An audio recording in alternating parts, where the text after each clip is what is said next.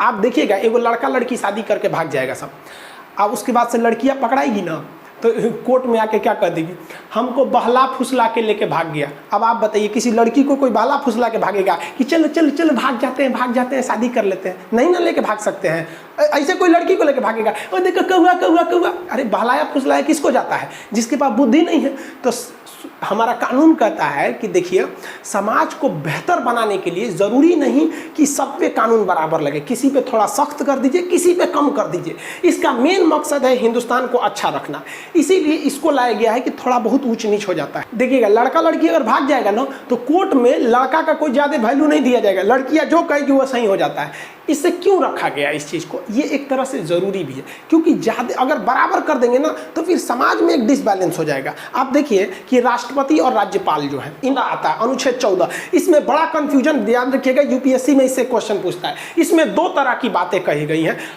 एक कहा गया है कि कानून के समक्ष समानता, यानी कानून के आगे सब बराबर है, इसीलिए कानून पे देखेंगे ना एक पट्टी लगा रहता है, औरत पे तलवार ली रहती है, तराजू कहती है कि हमारे आंख पे पट्टी है। अब तुम आगे राष्ट्रपति हो कि चपरासी हो, ऊंचे जाति के हो, दलित हो, मुस्लिम हो, जैन हो, कोई मतलब नहीं, गलती किया छपाक दे काट देंगे।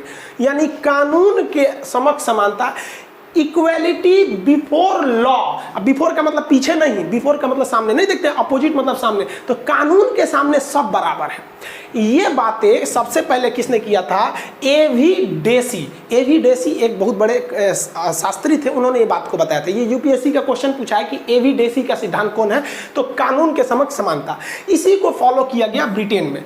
ब्रिटेन में कानून सबके लिए बराबर है, वहाँ की रानी के लिए भी, प्रधानमंत्री के लिए, सबके लिए भी। लेकिन अमेरिका के लोगों ने कहा कि ये गलत है, कानून सबके लिए बराबर नहीं होना चाहिए। जैसे मान के चलिए कि कोई 5 साल का लड़का है, वो क्लास 5, मान लीजिए कोई क्लास 5 साल का लड़का है और कोई लड़का 20 साल का है, तो क्या एक ही कानून दोनों पे लागू कर देंगे?